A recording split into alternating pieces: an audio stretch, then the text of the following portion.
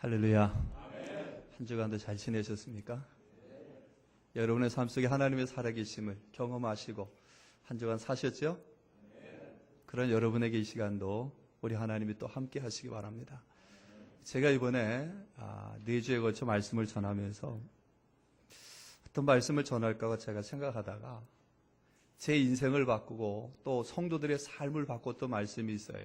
바로 야곱의 사건입니다. 제가 목회를 하면서 한 전환점을 가지는 계기가 있었어요.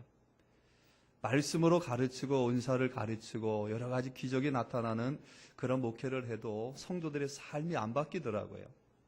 믿음이 바뀌질 않아요. 삶이 바뀌질 않아요. 그리고 고민하면서 제가 성경을 다시 연구하다가 이 야곱을 만났어요. 오래전에도 이미 야곱에 대한 사건, 야곱에 대한 설교도 많이 했지만 야곱이 만난 하나님을 발견하고 나서 그 하나님을 가지고 성도들에게 제시하고 성도들이 하나님을 만나서 사는 삶을 그들에게 제시해 주었을 때에 성도들의 삶이 변화되는 것을 보았어요. 그래서 제가 한 20년 동안 그 야곱의 그 만난 하나님을 가지고 성경 전체에서 저는 하나님의 살아계심을 자꾸 발견해서 성도들에게 그것을 제시해 주었습니다.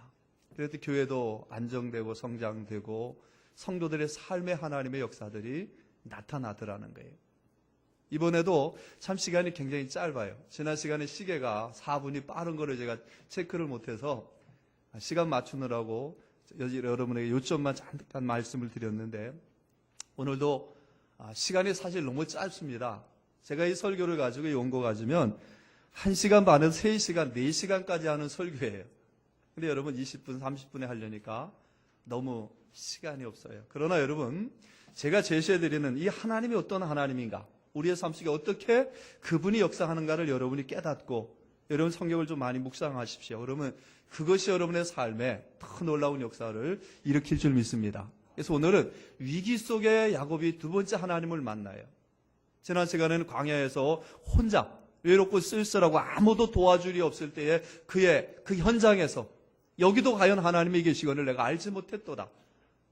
여러분은 하나님 우주 만물에 편만하신 하나님입니다. 편재에 계신 하나님입니다. 어느 곳에서나 함께 하시는 하나님인데 우리 그 하나님이 거기는 계시지 않는 줄 알고 살아갈 때가 있다면 하나님 앞에 예배하는 자리에만 하나님이 계실 줄 알아요. 예배당에만 계실 줄 압니다. 그러나 하나님은 그곳에도 계셨지만 여러분이 가는 모든 곳에 하나님은 여러분과 함께 하셨다는 거예요. 살아계신 하나님입니다. 그리고 하나님이 약속하시고 우리를 축복하기를 원하시는 하나님. 여러분, 축복은 기복신앙이 절대 아닙니다.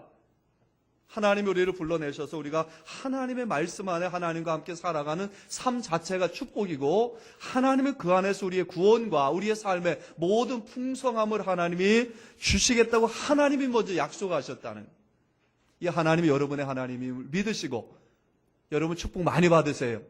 그 축복이 다만 우리가 물질적인 축복에 국한되지 않습니다. 우리의 삶의 전반에 걸치는 그런 축복이고 이 땅에 사는 동안에 함께 하시는 하나님의 베푸시는 은혜와 사랑, 약속하시고 축복하시는 하나님, 그 다음에 인도하시는 하나님, 여기까지 인도하시는 하나님, 앞으로도 인도하실 하나님. 제가 요즘 와서 계속 기도하는 게 그거예요. 여기까지 목회의 삶 속에 29년 인도하신 하나님이 앞으로 남은 이 제3기 목회도 하나님이 이끌어 주시고 인도하실 줄 확신합니다. 욥기 23장 10절 말씀이죠. 나의 가는 길을 오직 그가 아시나니. 내 인생의 모든 가는 길을 그분이 아신다는 거예요. 그러므로 저는 그분께 나의 인생을 다 송두리째 맡겨드리고 그분 인도하심을 따라가는데 여러분 놀라운 것은 하나님의 인도하심은요 너무나 철저한 계획 속에 준비하시고 우리를 그곳으로 인도해 가신다는 겁니다. 근데 거기까지 가기에 우리에게 환난이 있어요. 고난이 있어요. 시련이 있어요. 때로는 위기가 있고 절망의 순간이 있습니다. 그러나 나를 단련하신 후에 훈련하시고 나를 연단하신 후에 나를 하나님이 순금같이 나가게 하리라. 여러분의 삶을 인도하실 겁니다. 지금 여러분의 삶의 형편이 어떠하든지 그 하나님이 여러분을 인도해 가실 거라는 사실을 기억하시기 바라요. 그 하나님을 만난 야곱이 광야에서 일어나서 이제 그곳에 서원하고 외삼촌집에 가서 20년을 살았어요. 제가 오늘 30장, 31장, 32장, 33장까지의 말씀을 요약해서 말씀을 드리려고 합니다.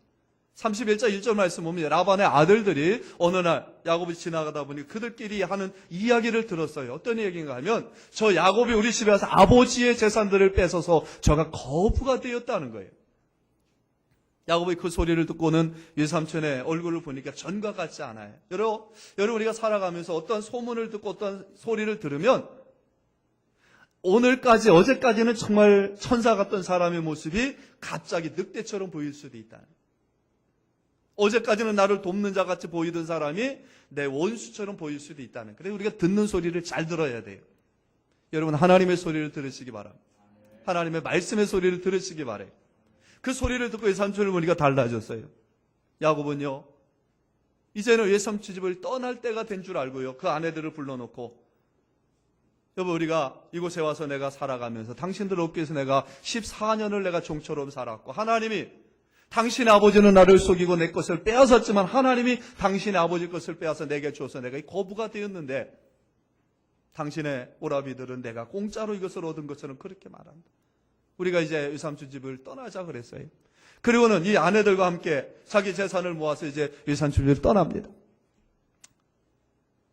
며칠 지난 후에 외삼촌이 그것을 알고는 이 야곱을 잡아 죽이려고 쫓아와요. 일주일 만에 야곱을 만나는데 하나님께서 야곱을 만나기 전날 밤에 이 외삼촌에게 나타나십니다. 너는 내 사랑하는 종 야곱에게 아무 짓도 하지 마라. 여러분 하나님이 야곱이 집을 나갈 때 야곱을 죽이러 쫓아오는 외삼촌에게 나타나셔서 야곱에게 아무 짓도 하지 말라는 거예요. 손대지 말라는 거예요. 외삼촌이 일주일 만에 야곱을 만나서 말합니다. 내가 너를 해할 능력이 있지만 어젯밤에 너의 하나님이 내게 나타나 말씀하시기를 내게 아무 짓도 하지 말라 한다. 내가 너를 조용히 보내줄 테니까 너는 조용히 가라는 거예요. 그리고 이제 베델로 올라가다가 야복 강가에 왔어요. 근데 거기 놀라운 소식을 전합니다. 형이 20년 만에 자기를 잡으려고 400명의 군대를 이끌고 자기를 잡으러 온다는 소식이에요. 야곱이 왜 집을 떠났지요? 형에게 죽임을 당할까 봐. 형이 자기를 죽일까 봐 떠났어요. 근데 20년이 지난 이후에도 형은 자기를 죽이려는 마음을 포기하지 않고 지금 군대를 끌고 온다는 거예요. 야곱의 인생에 정말 위기가 찾아옵니다. 야곱은요, 아직도 완전히 변화되질 않잖아요. 자기 가지고 있는 재산을 때로 나누어서 먼저 앞서서 보냅니다. 형을 만나고 이것을 줘서 내가 줬다고 이야기하라. 이 물질로 일단 형의 마음을 좀 누그러뜨리려고 하는 거예요. 그리고 다 떠나보내고는 야복 강가에 혼자서 하나님 앞에 기도하기 시작. 이때 하나님이 야곱을 또 만나주셔요. 우리가 흔히 말하는 천사와 씨름했다. 하나님과 씨름하는, 하나님과 기도에 그 씨름하는 이 사건이 나타납니다. 밤새 씨름하다가 아침이 되니까 천사가 하는 말이 나로 이제 가게 하라. 야곱이 뭐라고 합니까? 그를 붙잡고는 내가 놓지 않겠습니다. 내가 축복하지 아니하면 내가 놓지 않겠습니다. 그러니까 안 되니까 내 이름이 뭐냐 그래요. 이 한도 뼈를 부러뜨려도 위골이 되어도 놓지를 않아요. 내 이름이 뭐냐? 내 이름 야곱입니다. 야곱이라는 이름이 뭐죠? 꾀쟁이라는 거 아닙니까? 인간의 생각으로 살아가는 그 삶이었다는. 근데 이제는 내가 야곱이라 하지 말고 내 이름을 임마누엘이라 하라. 이스라엘이라 하라. 이는 하나님과 결을 이뤘다. 여러분의 이름이 무엇이라고 생각합니까? 여러분의 이름 다 이름 갖고 계시죠? 제 이름 정은영입니다. 여러분 무엇으로 살아가요? 내가 정은영이라는 이름 가지고 살아갑니까? 아니요. 여러분의 이름으로 사는 사람이 아니라 여러분은 하나님의 자녀라는, 여러분은 하나님의 백성이라는, 여러분 거룩한 성도라는 이름을 가지고 사시기 바랍니다. 내가 예수 만난 자의 새 사람의 그 이름을 가지고 살아야 된다. 내가 하나님과 과연 그 만남의 은혜 가지고 살아라는. 그리고 그 밤이 지나고 형을 만났습니다. 33장 말씀 보면 형이 먼저 달려와서 이 야곱의 목을 끌어안고는 그가 울면서 내가 왜 이제 왔냐는 거예요. 그리고 이제 내가 내 길을 인도할 테니까 너는 나 따라오라는. 여러분, 이 사건의 소리가 한번 생각해 볼 것이 있어요. 야곱이 부자가 되었습니다. 자기의 꿈도 어느 정도 이루어서 이제 다시 베델로 올라가면서 그가 만난 인생의 위기가 찾아왔다는. 여러분의 삶의 위기가 때로는 찾아오지 않습니까? 여러분의 인생에 그 위기가 찾아올 때 정말 내가 어렵고 힘들어서 내 힘으로 할 수 없을 때 우리가 어찌합니까? 우리에게 할 수 있는 은혜가 있어요. 바로 기도라는 일. 하나님을 만나면 해결된다는 거예요. 야곱이 야복 강가에 하나님을 만난 이 사건 속에서 야곱이 만난 하나님은 어떤 하나님인가? 제가 다음 주에는 절망 속에서 만난 하나님을 여러분에게 소개할 겁니다. 절망 속에 만난 하나님. 위기도 찾아올 수 있지만 절망이에요. 이제 인생 끝이라고 생각할 때가 있다. 우리가 위기가 오면요, 어려움이 오면 그냥 어떤 정도 극복해 나갈 수 있어요. 견딜 수도 있어요. 그래도 여러분 절망의 순간이 찾아오고 이제는 끝이라는 상황이 다가올 때도 있고, 그때도 하나님은 우리와 함께 하심을 믿으시기 바랍니다. 그러니까 여러분, 이 하나님만 내가 제대로 만나고 하나님이 어떤 분인가만 우리가 알고 있으면 우리 인생에 아무 근심 걱정할 것이 없습니다. 두려울 것이 없어요. 자, 그러면 위기 속에 오늘 야곱이 만난 하나님은 어떤 하나님이냐? 한번 따라 하실까요? 보상하시는 하나님. 보상하시는 하나님이에요. 여러분 창세기 31장 1절로 7절, 8절, 9절까지 말씀 보면 외삼촌 집에서 20여 년 동안 외삼촌은 자기를 속이고 자기 것을 빼앗고 자기의 품값을 10번이나 바꾸고 주지 않았지만 하나님은 외삼촌의 것을 다 야곱에게 보상해 주셨다는 거예요. 여러분 인생의 때로는 여러분 손해보는 일들이 많이 있죠. 참 목회자가 제일 손해를 많이 보고 때로는 슬프고 억울한 일을 많이 당합니다. 그런데 목회자이기 때문에 목사이기 때문에 당할 때도 많이 있어요. 그런데 하나님은 그것을 다 보상해 주신다는 겁니다. 오늘 여러분이 정말 하나님 안에 살아간다면 때로는 인간적인 연약함 때문에, 때로는 상대방 때문에, 때로는 환경 때문에 여러 가지 이유로 우리가 손해볼 때가 있어요. 내가 아무리 수고해도 여러분 수고의 열매를 거두지 못할 것 같은 때가 있습니다. 그런데 그때도 하나님 여러분과 함께 하셔서 여러분을 지켜주시고 보상해 주시고 여러분을 도와주심을 믿으시기 바랍니다. 그렇다면 여러분 우리가 할 일은 뭐예요? 하나님 앞에 약속 믿고 하나님과 함께 우리가 진실하고 정직하게만 살아간다면, 야곱이 얼마나 외삼촌에 20년 동안 정직하게 살아갑니까? 열심히 살아갑니다. 때로는 외삼촌의 소와 양들이 여러분 손해보고 잊어버리면 그것을 밤새가 찾기도 하고 그것을 채워놔요. 얼마나 성실하게 살았는지 몰라요. 외삼촌은 자기를 속여도요, 그 외삼촌 앞에 자기를 정직하게 살아갑니다. 이러한 야곱을 하나님은 보상해 주셨다는 거예요. 여러분의 인생을 하나님 보상하시길 바랍니다. 여러분의 삶에 하나님의 보상이 있기를 바라요. 보상하시는 하나님입니다. 제가 시간이 없어서 많이 말씀을 못 드려요. 이스라엘 백성들이 400년 동안 종살이를 할 때에 출애굽기 3장 말씀 보면 하나님 출애굽 전에 모세에게 말합니다. 21절로 23절 말씀 보면 너는 이 백성들이 나갈 때 그냥 빈손으로 가지 않게 하라. 그들이 섬기는 주인들에게 가서 그들의 눈에 보이는 대로 금은 폐물들을 다 가지고 나가게 하라. 달라고 하라. 그랬더니 모세가 아니 그런 일이 있습니까? 저들이 400년 동안 한 번도 품삯을 주지 않았는데 어찌 그들이 우리에게 그것을 주겠습니까? 하나님이 그렇게 하신다는 거예요. 12장 말씀은 35절 36절 말씀 보면 출애굽기요. 그들이 정말 출애굽 전날 주인에게 가서 보이는 대로 다 달라고 했어요. 그랬더니 주인들이 놀랍게 그들이 구하는 것들을 다 줬다는 겁니다. 그래서 출애굽할 때 저들은 그것을 다 가득가득 싣고 나왔어요. 오늘 여러분 결코 하나님의 사람들 하나님께서 손해보게 하지 아니하시고 보상해 주심을 믿으시기 바랍니다. 저도 목회 30년 하나님이 정말 많은 것들로 보상해 주셨어요. 하나님께 제 인생의 모든 것들을 드렸을 때 하나님께서는 제게 모든 것들을 보상해 주셨어요. 여러분의 삶에 보상하시는 하나님이 늘 계심을 믿으시기 바랍니다. 두 번째로 따라하십시다. 지켜주시고 보호하시는 하나님. 20년 동안 더 지켜주셨지만요, 그 외삼촌이 자기 것을 다 가지고 도망쳤다고 생각해요. 그래서 야곱을 죽이려고 쫓아왔을 때 하나님은 그 외삼촌 앞에 나타나셔서 내 종에게, 내 사랑하는 야곱에게 아무 짓도 하지 말아라. 야곱을 지켜주시고 보호해 주시는 하나님. 여러분 우리가 다윗을 잘 알지요. 다윗이 어릴 때부터 하나님의 보호하심을 따라갑니다.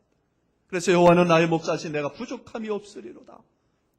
하나님을 목자로 알고 따라가는 다윗의 삶에 하나님이 그를 지켜주시는데, 그가 왕으로 기름 부음 받은 이후에 얼마나 여러분 사울에 의해서 죽임을 당하려고 하고 주변의 압살롬이나 주변에 있는 사람들에게 그가 암살당할 위기가 얼마나 많이 나타납니까? 그럴 때마다 하나님은 다윗을 보호해 주시고 지켜주셨어요. 다윗이 고백하는데 그의 고백 중에 유명한 고백들이 뭡니까? 여호와는 나의 방패시여 요새시여 나의 피할 반석이여. 하나님 그의 목자가 되셔서 그 다윗이 온갖 고난을 당할 때마다 그를 지켜주신다는 거예요. 다윗이 내가 사망의 음침한 골짜기를 다닐지라도 해를 해받음을 두려워하지 않는 것은 여호와의 지팡이 막대기가 나를 보호하시나이다. 여러분의 이런 고백이 있어지기를 바랍니다. 하나님 나를 보호하시는 하나님이다. 나를 지켜주시는 하나님이다. 내가 어디로 가든지 내가 너와 함께하며 내가 너를 지켜 이것으로 돌아오기까지, 내가 약속한 것을 이루기까지 내가 너를 떠나지 않고 너와 함께할 것이다. 이것이 야곱에게 주셨던 하나님의 약속 아닙니까? 그를 보호하시고 지켜주신 하나님이. 여러분, 지금 우리가 얼마나 어려운 시대에 살고 있습니까? 얼마나 우리가 위기의 시대에 살고 있습니까? 그래도 하나님이 여러분을 지켜주실 줄로 믿습니다. 죽을 것 같았지만 죽지 않는 이 민족의 여러분, 저는 우리 나라를 생각할 때마다 정말 하나님의 은혜라고 생각해요. 여러분, 우리나라가 얼마나 위기의 순간들이 많습니까? 그럴 때마다 하나님은 이 땅을 지켜주시고 계셔요. 여러분은 인정 안 하십니까? 여러분의 인생에 힘들고 어려운 순간들이 얼마나 많았어요. 하나님이 여러분을 지켜주셨습니다. 앞으로도 지켜주실 줄로 믿으시기를 바랍니다. 하나님의 지켜주시고 보호하시네요. 이것이 야곱에게 늘 함께 했다는 거예요. 그러기에 야곱은 그 하나님을 믿기 때문에 그가 위기의 순간에 하나님 앞에 엎드릴 수밖에 없는 겁니다. 오늘 여러분 힘들고 어려웠습니까? 위기가 찾아왔습니까? 하나님 앞에 엎드리면 돼요. 저도 참 목회를 힘들고 어려운 데만 하나님이 보내셨어요.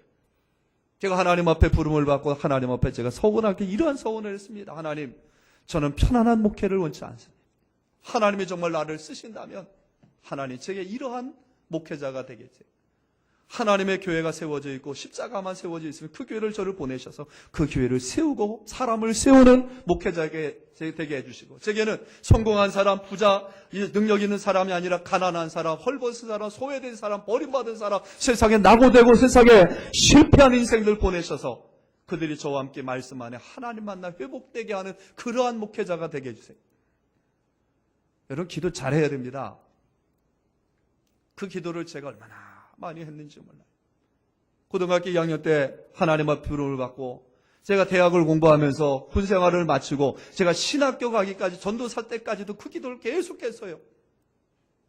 그랬더니 정말 하나님은 놀랍게도요, 그 기도대로 저를 사용하시는데 가장 힘들다고 하는 교회들만 보내서 그 교회를 회복하게 하시고, 목회하는데도요 정말 여러분처럼 전 제대로 되신 분들은 하나도 안 보내주시는 거예요.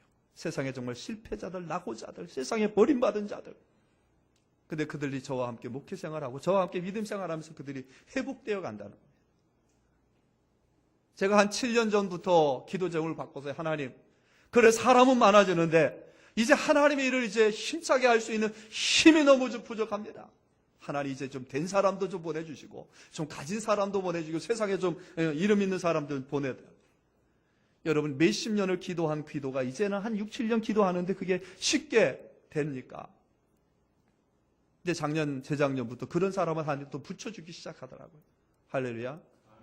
그래서 기도 잘해야 돼요. 괜히 의로운 척하고 그런 기도하면요, 그 기도대로 하나님 역사하셔요. 그래서 여러분, 우리가 눈을 높이 들고 멀리 바라보고 여러분 휘장을 널리 펴고 여러분 하나님 앞에 큰 꿈을 품으시기 바랍니다.